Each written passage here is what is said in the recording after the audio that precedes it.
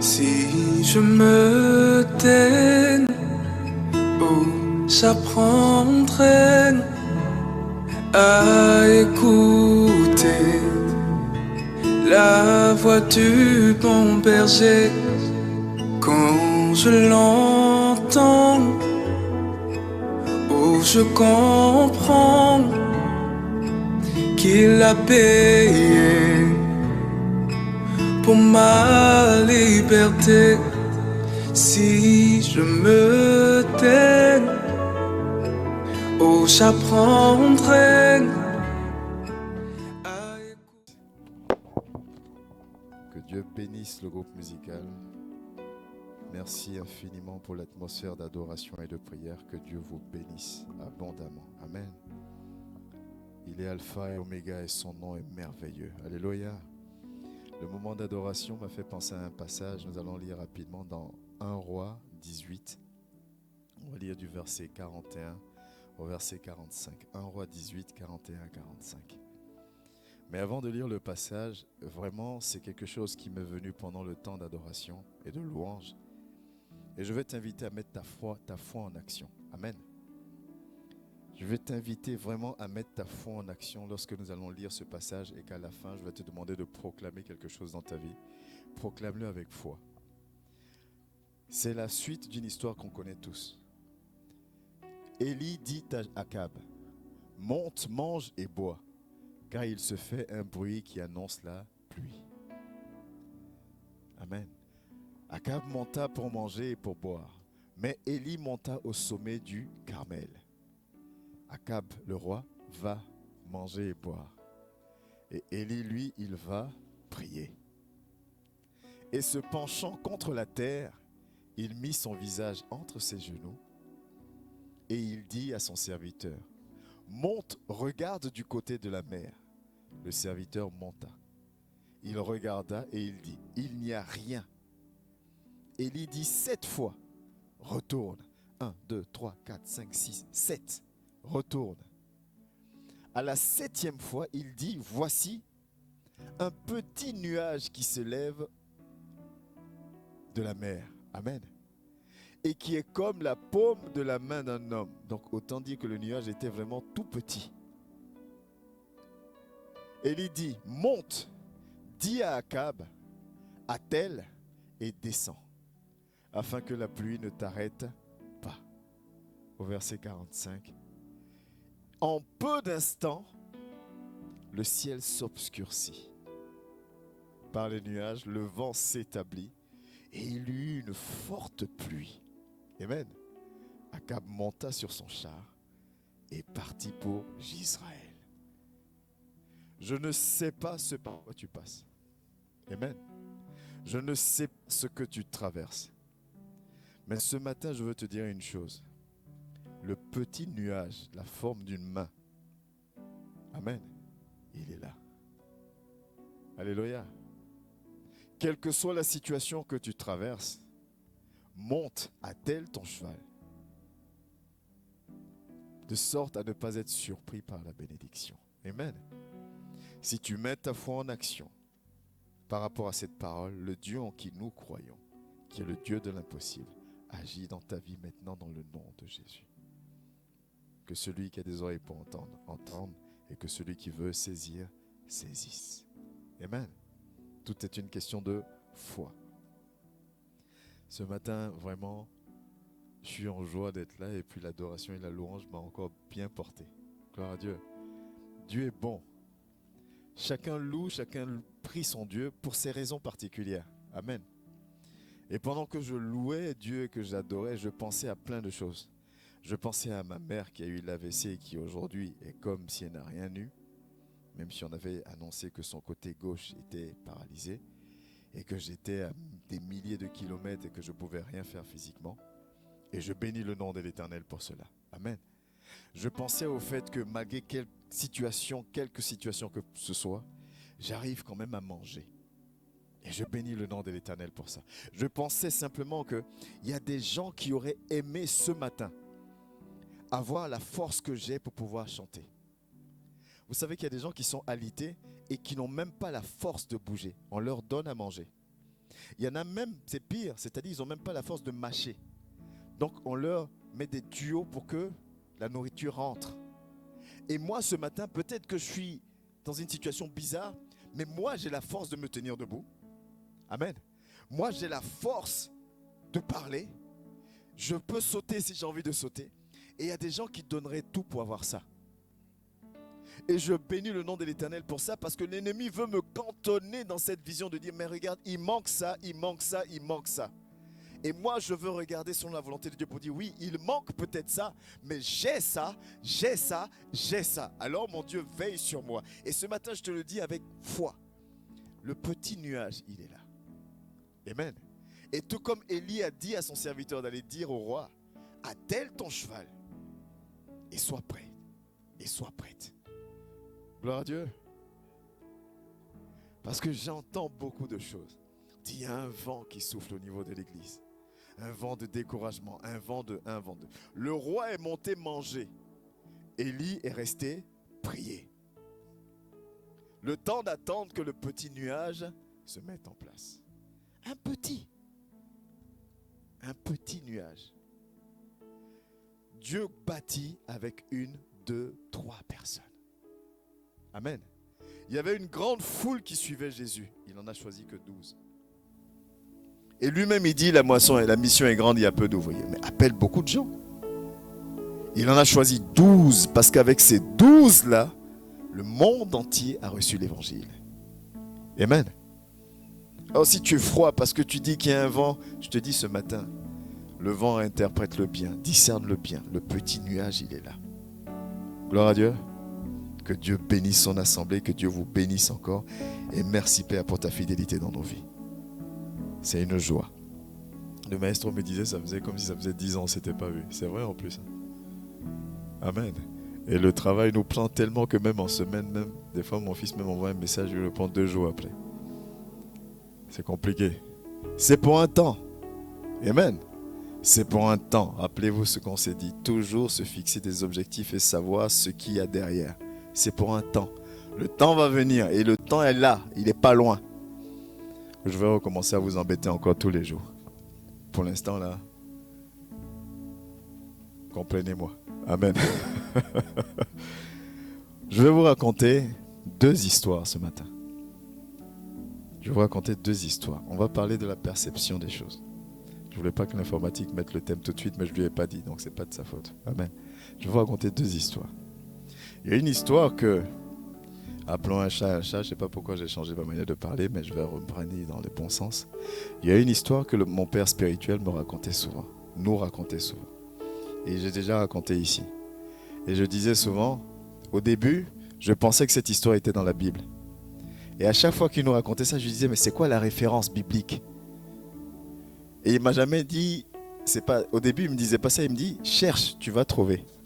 Alors que l'histoire n'est pas dans la Bible. Mais il ne m'a jamais dit au départ, c'est pas dans la Bible. Il me dit, cherche, tu vas trouver. Aujourd'hui, je comprends que c'est une manière de me dire, va méditer aussi quand même. Et il aimait raconter cette histoire. Il dit, il y a un groupe de personnes qui se baladaient et Jésus était avec eux.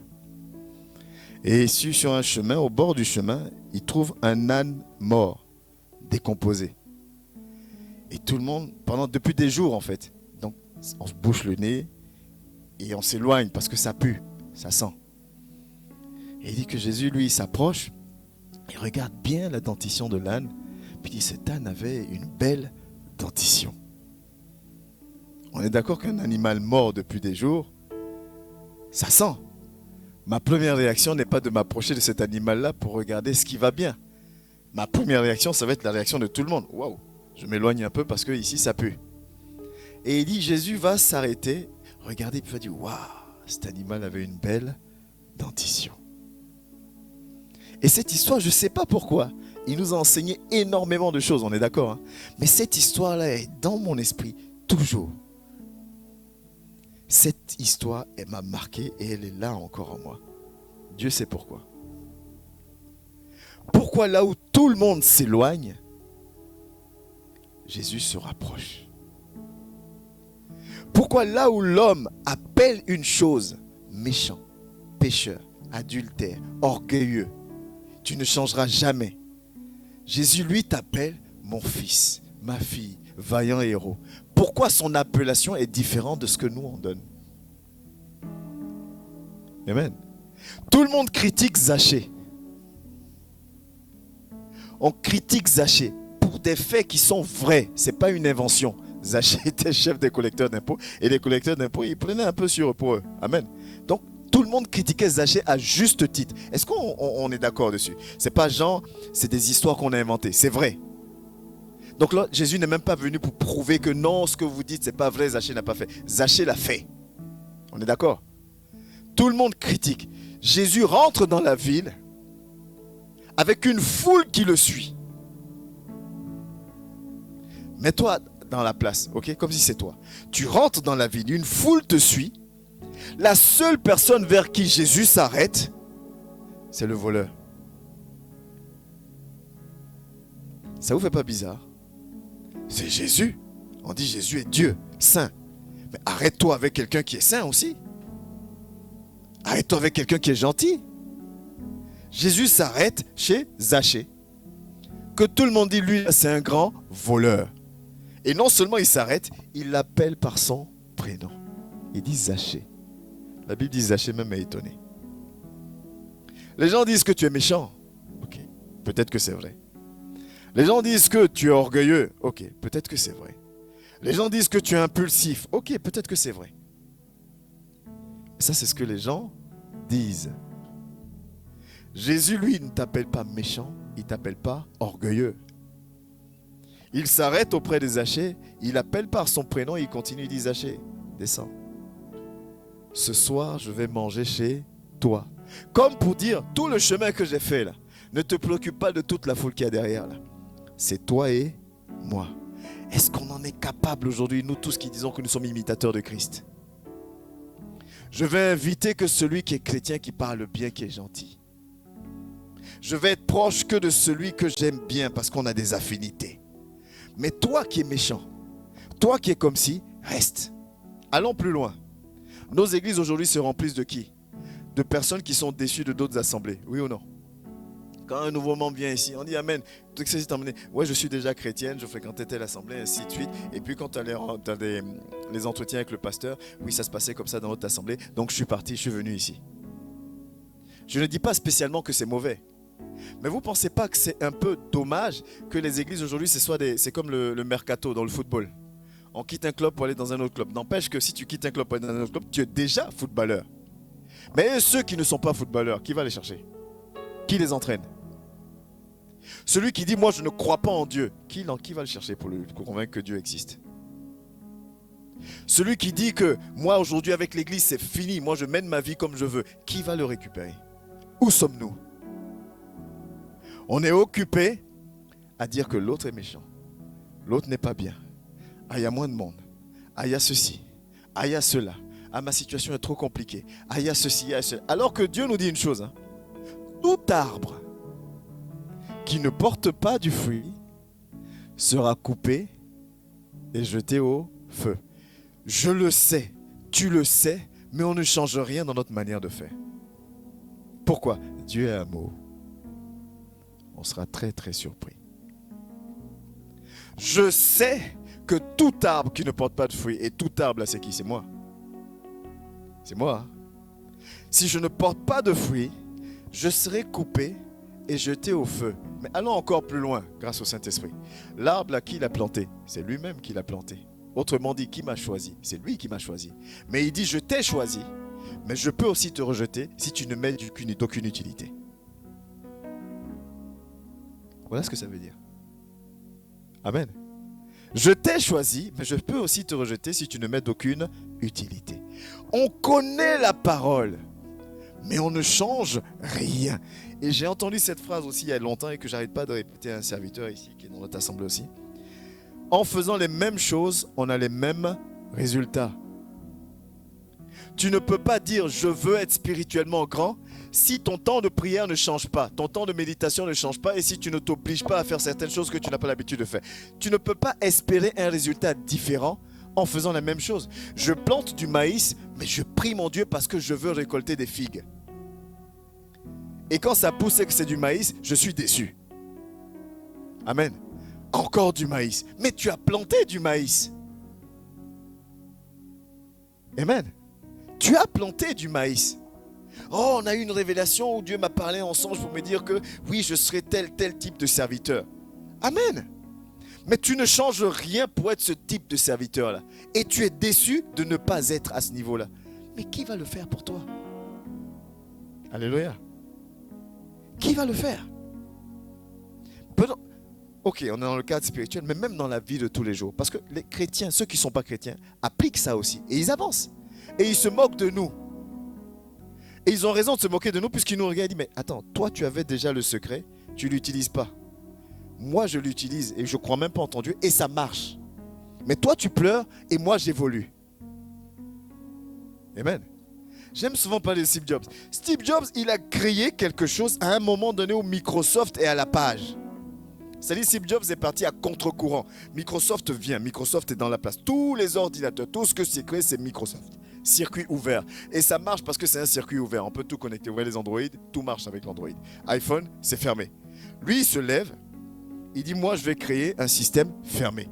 Tout le monde lui dit, mais tu es fou. Aujourd'hui, la tendance, c'est ouvert. Toi, tu veux créer quelque chose de fermé. Le monsieur commence dans son garage. Il n'est pas programmeur informatique. Steve Jobs ne sait pas programmer, il ne savait pas en tout cas. Il avait un ami qui savait le faire. Il commence dans son garage. Mais même aujourd'hui, quand je parle de ça, c'est fou quand même. Tu as une idée qui va à contre-courant. Toi-même, tu n'es pas capable à 100% de le faire. Tu as quelqu'un avec toi. Une fois même, quand ils se sont fâchés, son ami lui a dit, mais attends, toi, aujourd'hui, tu es Steve Jobs, tu es connu, mais qu'est-ce que tu sais faire? Vous savez ce qu'il a répondu à son ami? Il dit, moi, j'ai la vision. Il dit, toi, tu as le talent, mais moi, j'ai la vision. Sans vision, ton talent ne sert à rien. Et c'est tellement vrai. Amen.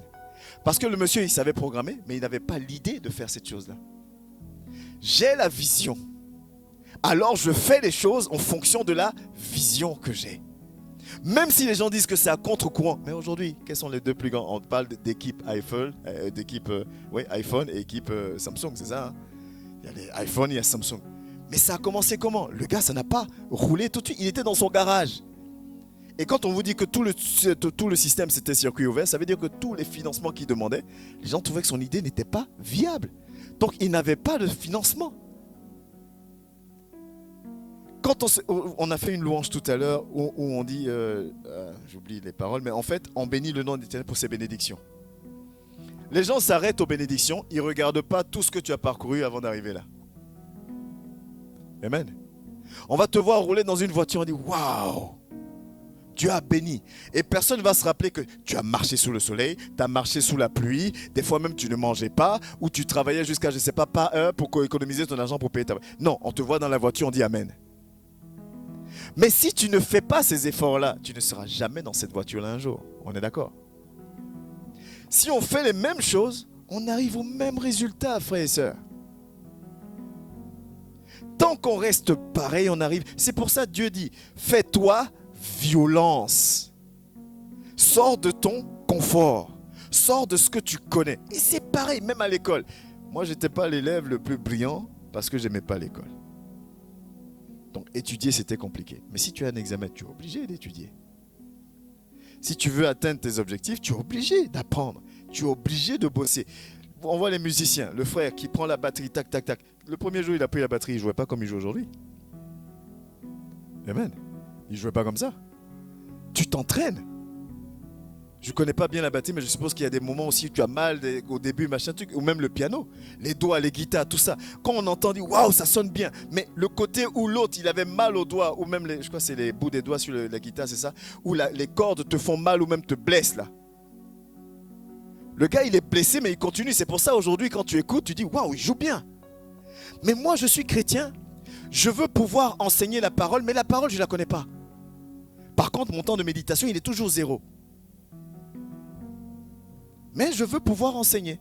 Je suis chantre, je veux pouvoir chanter, mais le temps que je consacre à ma préparation spirituelle, à ma préparation technique, c'est minime. Et ça ne change pas. Mais je veux un jour arriver et puis, par magie, l'Esprit de Dieu descend. Et puis quand je chante, les gens sont guéris. Le chantre, ce n'est pas un chanteur, ce n'est pas une chanteuse. Amen. Et on est en train de tutoyer ça. On est en train d'y arriver. Maintenant, il faut monter encore spirituellement.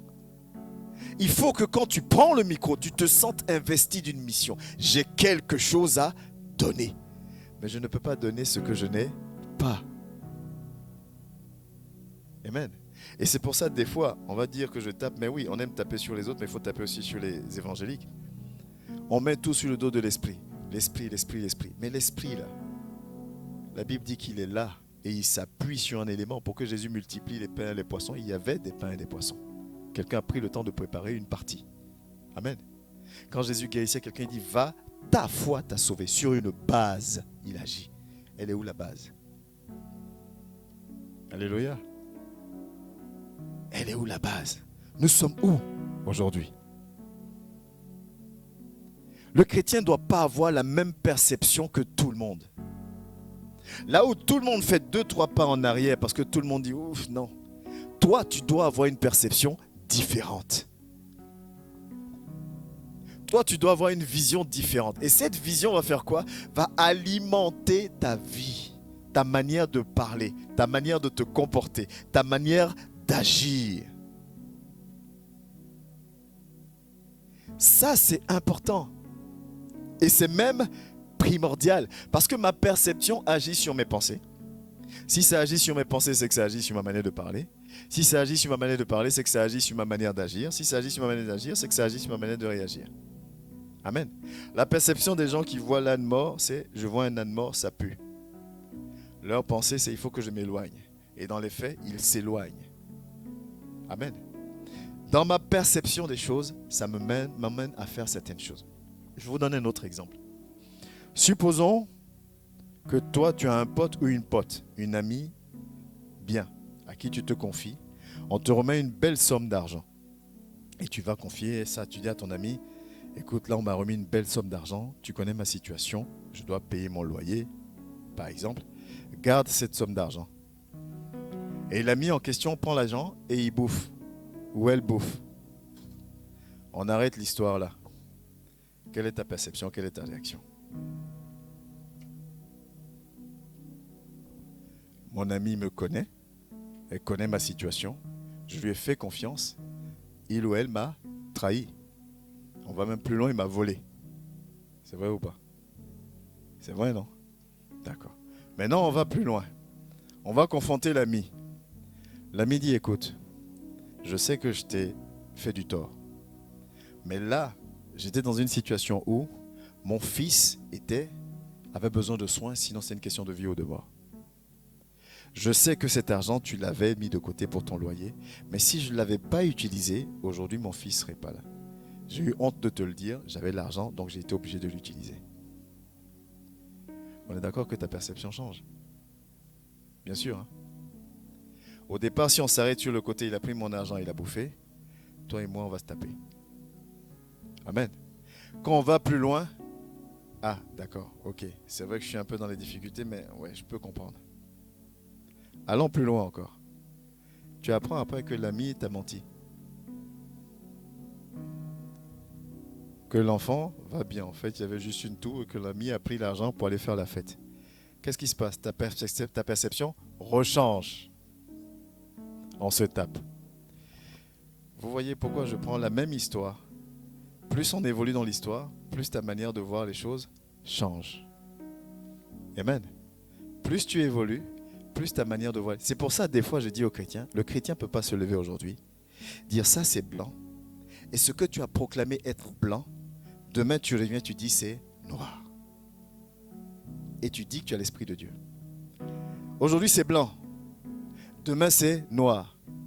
On a vécu ça. Hein? Des gens prennent le micro. J'ai fait un songe. L'Esprit de Dieu m'a montré le pasteur. C'est la preuve que c'est ici l'assemblée où Dieu m'a emmené. Et toute l'assemblée, amen, alléluia. Dans le songe, le pasteur est venu me sauver d'une situation. Donc c'est lui que Dieu a mis sur ma route. 2 semaines, elle est là. 2 semaines après, la personne s'en va de l'église en disant, le pasteur là, c'est un sorcier. N'allez pas dans son assemblée, c'est un sorcier. Aujourd'hui, c'est blanc. Demain, c'est noir. Mais je suis chrétien. J'ai l'Esprit de Dieu en moi. Quel Esprit de Dieu tu as en toi? Amen. Alors que la Bible nous dit, et on va le lire, Dans 1 Corinthiens 13 au verset 9.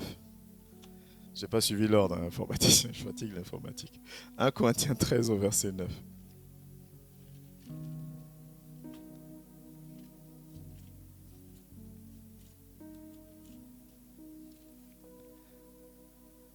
Amen. 1 Corinthiens 13, verset 9. Paul parle. Paul dit une chose. Il dit, car nous connaissons en partie et nous prophétisons en partie. Est-ce que je dois expliquer ce passage? Non. Paul dit, ce que tu penses savoir là, c'est une partie de la chose, comme l'histoire que je viens de raconter. Ton ami t'a volé de l'argent, ok, mais c'est une partie de l'histoire. La suite, tu ne la connais pas. Alors Paul dit, calme-toi. Amen. Calme-toi. Tu ne connais pas la suite de l'histoire. C'est comme des fois, je vais avoir une révélation où l'Esprit de Dieu va me révéler quelque chose sur la position de quelqu'un. C'est en partie parce que c'est écrit, nous prophétisons en partie. Tu ne sais pas le pourquoi. Tu ne sais pas le comment. Toi, ta position, c'est 2 Timothée 2,15. Fais en sorte que tes pensées, tes réactions, tes paroles, tes actions soient conformes à la parole de Dieu. Voilà pourquoi je parle de perception ce matin. Notre perception agit sur notre comportement. Supposons que j'arrive le culte et je vois la classe, ma fille la classe. Tous les dimanches, je dis la classe, comment ça va? Et puis on fait un check. Ce jour-là, j'arrive, la classe, visage fermé. Elle ne fait pas de check, elle me regarde mal et puis elle va s'asseoir. Ma première perception, c'est, oula, il y a un truc qui ne va pas. On est d'accord? On est d'accord? Il y a un truc qui ne va pas. Mais j'ai une partie de l'histoire. Et même, je ne vais pas parler de la classe. Moi, je n'ai pas beaucoup d'amis, on va dire, c'est très proches. Ma femme me fait le reproche de dire que à cause de ça, je ne laisse plus beaucoup de personnes rentrer dans mon cercle très très proche. Mais une fois, l'un d'eux, c'était en Côte d'Ivoire, j'allais à l'université, lui il habitait pas loin de l'université. Et quand on sortait de l'université, on marchait jusqu'au carrefour où il habitait pour prendre le taxi pour rentrer. Et je sortais de l'université, je vous explique l'histoire. J'ai pris mon taxi, je suis rentré chez moi. L'histoire est finie. J'appelle mon pote, il décroche plus. Il me parle plus. Mais qu'est-ce qu'il a? On est 3, 4.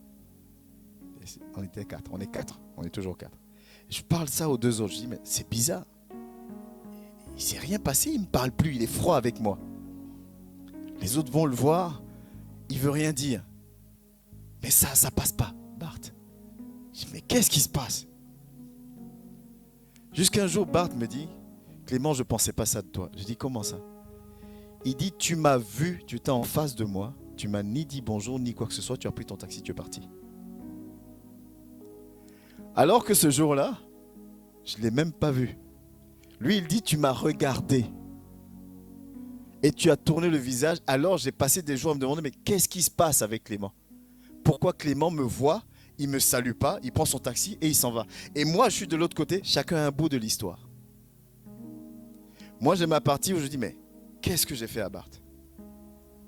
Oh, ça devient ceci, ça devient cela. Bart est de son côté, mais qu'est-ce que j'ai fait à Clément?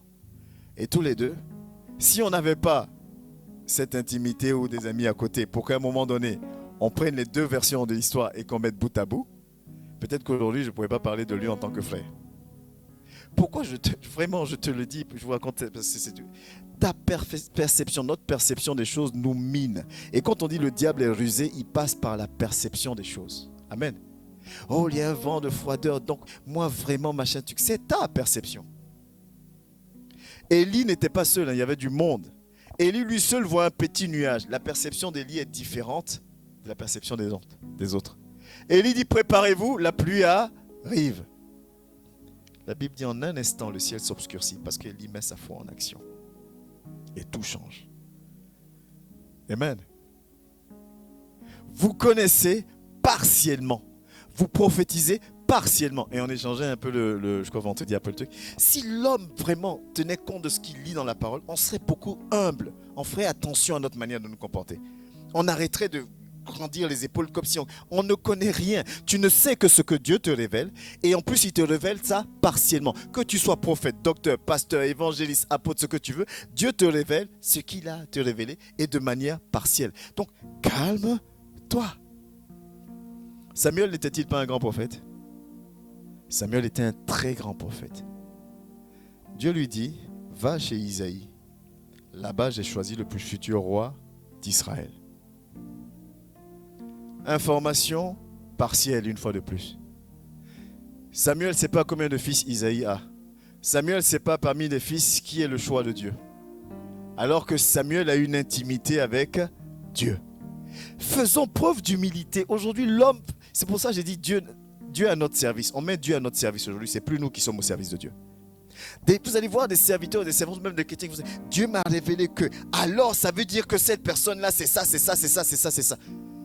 Mais calme-toi. Amen. Ce que Dieu t'a donné là, prends ça et colle ça à 2 Timothée 2. Seigneur, d'accord, maintenant je fais quoi? C'est tout. Parce que si tu commences aujourd'hui, c'est blanc. Demain, c'est gris. Après, demain, c'est noir. Après, ça devient blanc. Mais quel esprit t'anime? Donc, l'esprit de Dieu qui t'anime, là, on avait fait l'enseignement sur les dons spirituels. Et dans les dons spirituels, il y a la parole de connaissance. Et la parole de connaissance, c'est un don d'inspiration. Ça veut dire quoi? Ça veut dire que c'est le Saint-Esprit qui te met qui met en toi une chose que tu ne sais pas. Permettez-moi de faire juste une parenthèse. Supposons, on n'était pas ensemble hier, n'est-ce pas, la classe? On ne s'est pas eu au téléphone. On est là, et d'un coup, tu reçois, hier, à telle heure, le docteur faisait ça, ça, ça, ça, ça. On n'était pas ensemble. Tu n'as aucun moyen de savoir que j'ai fait ça. C'est ce qu'on appelle une parole de connaissance. Ok? C'est ça, une parole de connaissance. Et là, quand tu vas te lever, tu vas dire, mais docteur, hier à 12h, il s'est passé ça, ça, ça, ça, ça ou pas? Je dis, mais comment tu sais? Il dit, non, j'ai reçu ça. Ça, c'est une parole de connaissance. Il y a des gens qui vont se lever, qui vont te dire, je te donne une parole de connaissance. Ils te donnent la parole de connaissance, la moitié est vraie, la moitié est fausse. Si ce n'est même que tout est faux. Et il va dire qu'il est de Dieu. Ça veut dire quoi? Ce que tu es en train de dire, c'est que le Saint-Esprit se trompe. Et vous voyez la dangerosité de la chose. On est en train de faire passer Dieu pour un menteur. C'est pour ça qu'on n'attire plus. Des gens vont se lever pour dire, je te libère une prophétie. On te libère la prophétie, toi-même tu ne te reconnais ni d'Ève ni d'Adam. Oh, tu as un frère qui s'appelle Jean-Jacques. Non, je n'ai pas de frère, j'ai qu'une sœur. Attends, l'Esprit me parle encore. Non. Amen. Tout ça parce qu'il faut qu'on paraisse. Devant mon nom, il y a prophète. Donc il faut que je prophétise. Dieu t'a rien dit. Tais-toi, ça n'enlève rien à ton titre. Il t'a dit quelque chose, dis-le. Samuel s'en va aussi grand soit-il. Samuel se trompe, il reconnaît tout de suite qu'il s'est trompé. Dieu dit non. Dieu dit non. Toi, tu regardes aux yeux, à ce que tu vois, à ce qui frappe. Moi, je regarde au cœur. Là où toi, tu vois le voleur, là où toi, tu vois tel ne changera jamais, là où toi, tu vois le menteur, là où toi, tu vois le super ou la super méchante ou méchant. Dieu dit, moi, je vois à son cœur. Je vois ce que j'ai mis en lui. Ta perception et la mienne ne sont pas les mêmes. Et comme moi, ma perception, je l'ai, mais j'ai la totalité de l'histoire, je t'invite à faire comme moi. Même si tu ne comprends pas. Est-ce que tu comprends maintenant où je veux aboutir, où je veux chuter? Je te dis d'aimer un tel. Ce que tu vois de ce tel-là, c'est de la méchanceté, c'est de la rancœur, c'est de la critique. D'accord. Mais sache une chose, toi, tu connais que la moitié de l'histoire. Et encore, tu connais une partie. Moi, Dieu, je connais l'entièreté. Et alors, je te dis, moi qui connais l'entièreté, fais plutôt ce que je dis. Tu verras plus tard que j'ai raison. Amen. Et voilà où on a du mal. C'est ça qu'on appelle la foi. Malgré ce que je vois, Seigneur, je choisis de faire comme toi tu dis de faire. Parce que je fais confiance à ta perception, parce que toi tu as la totalité de l'histoire. Ce que moi je n'ai pas. Pourquoi tel qu'on a mis à côté de moi aujourd'hui, c'est la personne qui me poignarde dans le dos? Oh, les gens sont des sorciers, les gens m'ont cherché pendant longtemps. Oui, mais la personne a eu accès à toi. Et la parole de Dieu dit quoi? Dieu ne permet rien, nul n'arrive sans que Dieu ne l'ait permis. Et il te dit, aime la personne qui t'a poignardé. Et toi, tu vois le poignard dans ton dos. Et tu ne comprends pas. Comment je dois aimer quelqu'un comme ça? En plus, je l'aime, la personne nous remet un deuxième poignard. C'est dur, hein? Et c'est là que ta foi doit se mettre en action. Parce que tu ne dois pas commencer à dire c'était blanc. On m'a poignardé, là ça commence à devenir gris. On m'a poignardé une deuxième fois, là ça commence à devenir noir maintenant. Voilà pourquoi la parole de Dieu dit une chose. Il y a beaucoup d'appelés, peu d'élus. C'est-à-dire il y a beaucoup de gens qui remplissent les églises, beaucoup de gens qui servent Dieu, mais il y en a peu qui sont prêts à marcher selon la vision, selon la perception de celui-là qui a la vision totale. Parce que ce n'est pas facile. Et c'est pour ça qu'il dit aussi dans Luc 14, il dit, non seulement tu dois faire de moi ma priorité, mais si tu n'es pas capable de porter ta croix, tu n'es pas digne d'être mon disciple. Et c'est pour ça que dans Hébreux 11, 6, il dit, sans la foi, tu ne peux pas être agréable à Dieu. Parce que je vais te demander de faire des choses que tu ne comprendras pas toi-même. Mais moi, j'ai la totalité de l'histoire. Tu vas passer par des épreuves que tu ne comprendras pas toi-même. Mais je vais te demander de continuer à persévérer parce que moi, j'ai la totalité de l'histoire. Tu vas passer par des choses où je vais te dire, abandonne. Mais tu vas dire, mais j'ai rien fait. Il dit, abandonne. Ben, fais-moi confiance parce que moi, j'ai la totalité de l'histoire. Toi, tu as juste une perception. Tu as juste une partie. Est-ce que je parle à quelqu'un ce matin? On doit comprendre ces choses. Et comme j'aime à le dire, quand une situation se passe entre le maestro et moi, c'est qu'il y a deux versions de choses. Sinon, il n'y a pas de situation. On est d'accord? S'il y a un problème entre deux personnes, c'est qu'il y a deux visions différentes. Et même si le maestro a raison, dans cette situation, il y a aussi une leçon qu'il doit tirer. Parce que souvent, du moment où je sais que j'ai raison, pour moi, ça s'arrête là. Mais alors, pourquoi Dieu a permis que tu vives cette situation? Quelle est ta conclusion? Quelle est la leçon que tu tires? Qu'est-ce que tu changes? Qu'est-ce que tu modifies? Les mêmes choses produisent les mêmes résultats. Quand on change une chose, ça change le résultat. Encore faut-il avoir la force de changer quelque chose. J'avais une phrase avant, mais je sais que ce n'est pas moi seul qui le dit. Je suis comme ça. Amen. Je ne suis pas seul à le dire. Je suis comme ça. Tu me prends comme ça ou tu ne me prends pas comme ça. Je suis comme ça. Ou c'est pas aujourd'hui où j'ai 46 ans que je vais changer. Mais si je dis encore cette phrase, ça veut dire que je vais continuer à faire les mêmes choses. Alors j'aurai les mêmes résultats. J'aurai les mêmes résultats. Les églises, nous qui avons l'Esprit de Dieu, combien de personnes dans l'église entreprennent? On est là, Dieu est amour. On est plus bête que ceux qui ne croient pas en Dieu? Non. On est censé avoir l'esprit le plus puissant en nous. Les gens n'entreprennent pas parce qu'on a peur de l'échec. Mais ceux du monde qui n'ont pas Dieu, ils tentent, ils se loupent, ils tentent. Je crois que c'est Xavier Niel qui s'appelle celui qui a créé Free. Une fois, je suis tombé sur un bout d'une interview, il dit les gens valorisent les réussites, mais les gens ne savent pas le nombre de fois où je me trompe. Est-ce que vous comprenez? Aujourd'hui, on dit, lui, il a créé ça, il a créé ça, il a créé ça. Il dit, vous voyez ce qui a réussi, mais vous ne savez pas tout ce que j'ai raté. Là, vous voyez qu'un truc a marché, c'est que j'ai raté au moins 10 fois. C'est lui qui dit ça, hein. C'est un milliardaire aujourd'hui. Il dit, quand vous voyez, oh, j'ai créé ça, tout le monde en parle. Pour créer ça, j'ai raté au moins 10 fois. Nous, on pense que tout est simple. Si je ne change pas, et il dit, il ne parle même pas d'échec. Il dit, là où ça n'a pas marché, j'améliore, je modifie ce que j'avais mal fait. Et puis après, et ainsi de suite, jusqu'à ce que j'arrive. Donc, autant dire, il ne fait pas les mêmes choses. Parce qu'il sait que les mêmes choses vont lui donner le même résultat. Donc, il améliore. Mais l'introspection, on ne l'a pas. Alors que c'est Bible. La Bible dit quoi? Quand ça va bien, réjouis-toi. Quand ça ne va pas, assieds-toi et réfléchis. Voilà ce que la Bible dit. C'est pas moi, hein, la Bible. La Bible dit quand ça ne va pas, assieds-toi et réfléchis. Avant de dire c'est la grand-mère au village. Avant de dire le diable s'est levé. Assieds-toi et réfléchis. Qu'est-ce que je dois changer? Qu'est-ce que je dois améliorer? Pourquoi est-ce que ça se passe comme ça? Si ce n'était pas ça, il n'aurait pas mis un truc qu'on appelle le cerveau. On est d'accord? S'il nous a donné le cerveau, c'est qu'on a une capacité de réflexion. C'est pour ça que des fois je ne comprends pas. Quand on va voir les vidéos, on voit des gens qui se couchent, le serviteur mâcheux. Je dis, mais tu as un cerveau aussi. Cette parole-là, la Bible est traduite dans quasiment toutes les langues. On est d'accord? Ça veut dire que même si tu ne parles pas français, il y a des Bibles même qui sont dans les patois. On est d'accord, non? Donc même si tu ne parles pas français, tu peux lire la Bible. Où est-ce qu'il est écrit que l'homme de Dieu doit marcher sur ton dos? Et tu acceptes ça, pourquoi? C'est écrit où? Où est-ce qu'il est écrit que toi, tu dois toujours rester au même niveau? La Bible dit former des disciples. Il n'est pas normal, et j'ai pas honte de le dire, il n'est pas normal que tu fréquentes une assemblée 1 mois, 2 mois, 3 mois, 4 mois, 5 mois et que tu ne sois pas capable d'apporter ne serait-ce qu'un élément à un frère ou une sœur. Parce que rien ne change. Tu ne peux pas donner ce que tu n'as pas. Ça, c'est clair et net. Amen.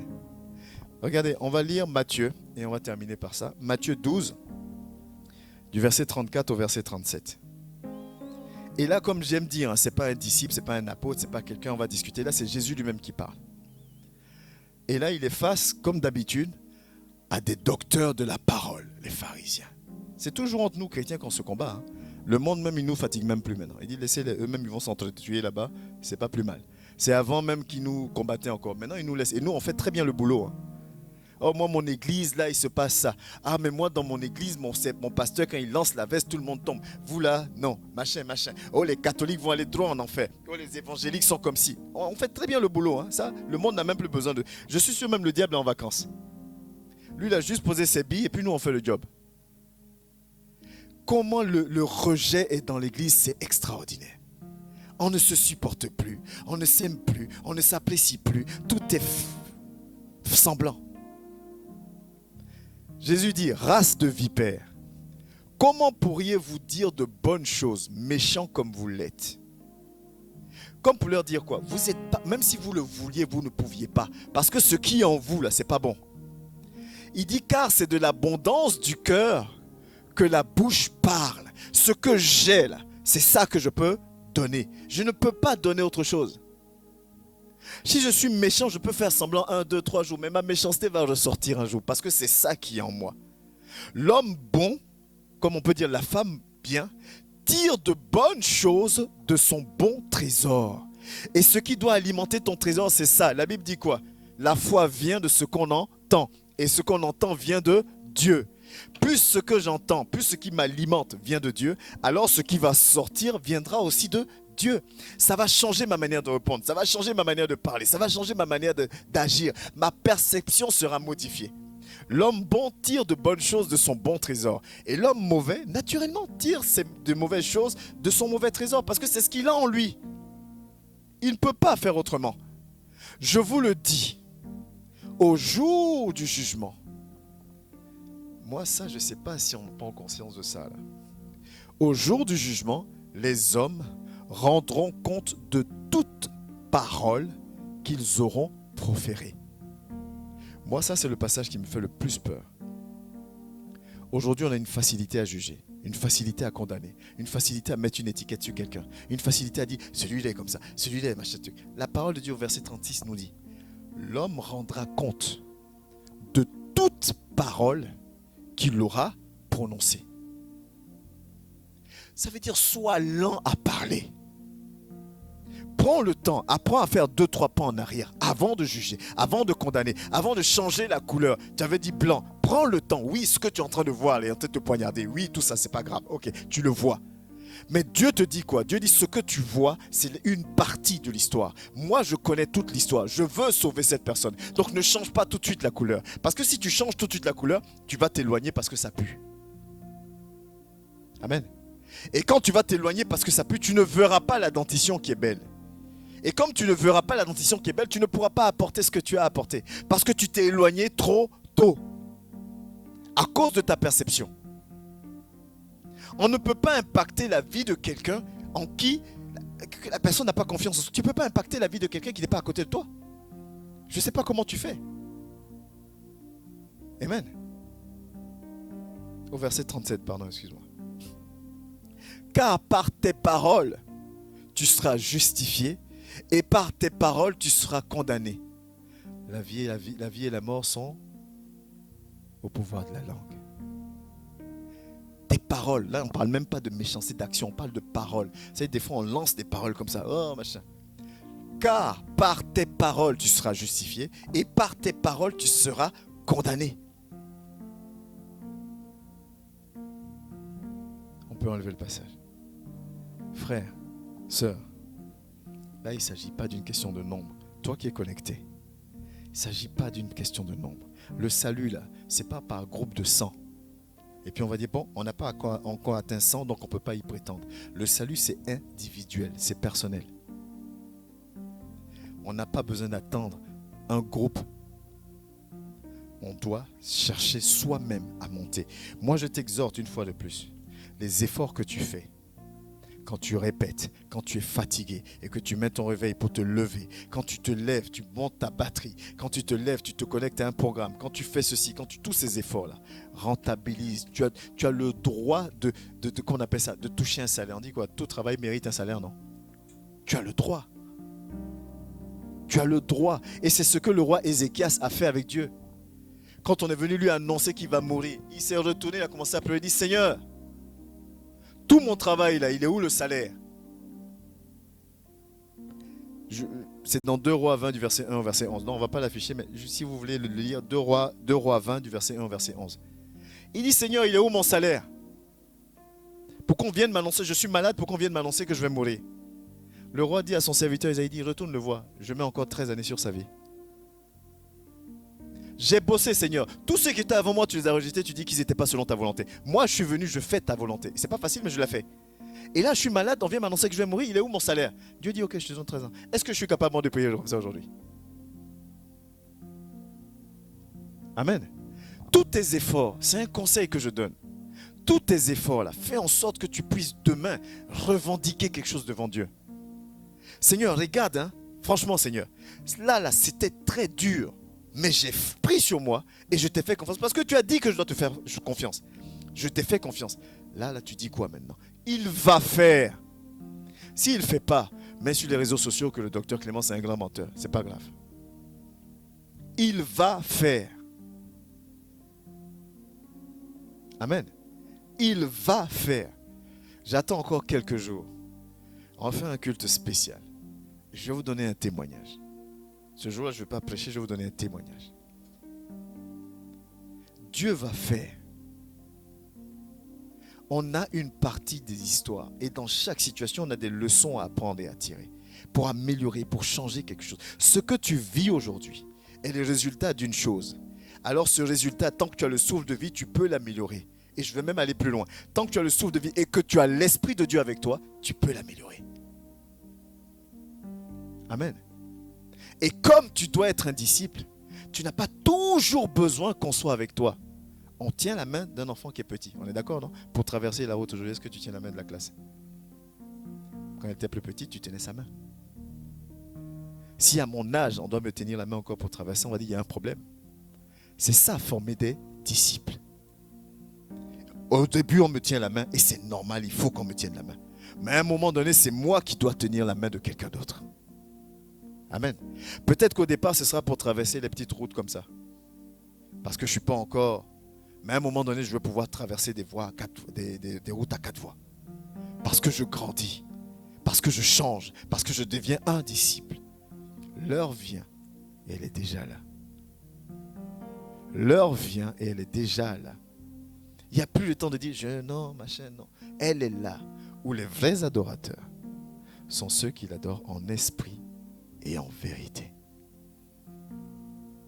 Ce n'est pas par groupe de 100 qu'on est sauvé. Permettez-moi de prendre mon accent ivoirien. Ce n'est pas par groupe de 100 hauts. Amen. Si tu attends de voir l'église bondée de monde avant de t'investir, ce n'est pas par groupe de 100 des. C'est individuellement qu'on est sauvé. Les Français vont dire le salut. En Côte d'Ivoire, on dit salut là. C'est chacun qui cherche pour lui. Quand tu te lèves et tu viens pour toi. Tu viens pour toi. Moi aussi, quand je viens là, je viens pour moi. Quand on finit et puis je vais m'asseoir, je dis Seigneur, j'ai fait. Amen. Seigneur, j'ai fait. Le reste là, je ne maîtrise plus.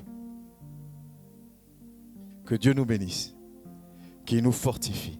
qui nous aide dans notre vision des choses et qui nous donne la force de monter encore. Alléluia. Gloire à Dieu. Il est le papa le plus responsable. Amen. Amen. Alléluia. Amen. Amen. Il est le papa le plus responsable. Amen. Amen. Alléluia. Amen. Amen. Oh, il est le papa le plus responsable. Amen. Amen. Oui. Alléluia. Amen. Oh oui. Amen. Il est le papa le plus responsable. Amen. Amen. Amen. Amen. Alléluia. Oh oui. Amen. Est-ce qu'on peut l'acclamer? Il est le papa le plus responsable. Amen. Amen. Oui, amen. Alléluia. Amen. Amen. Tu es le papa le plus responsable. Amen. Amen. Amen. Alléluia. Amen. Amen. Tu es le papa le plus responsable. Amen.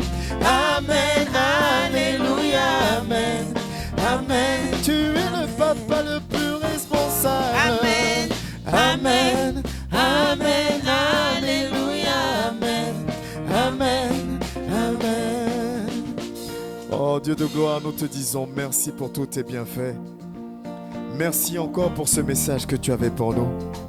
Nous voulons bénir ton nom, Seigneur. Fais de nous de véritables disciples. Que la croissance et la maturité spirituelle soient notre partage dans le nom de Jésus. Que ta parole soit accompagnée de ton autorité.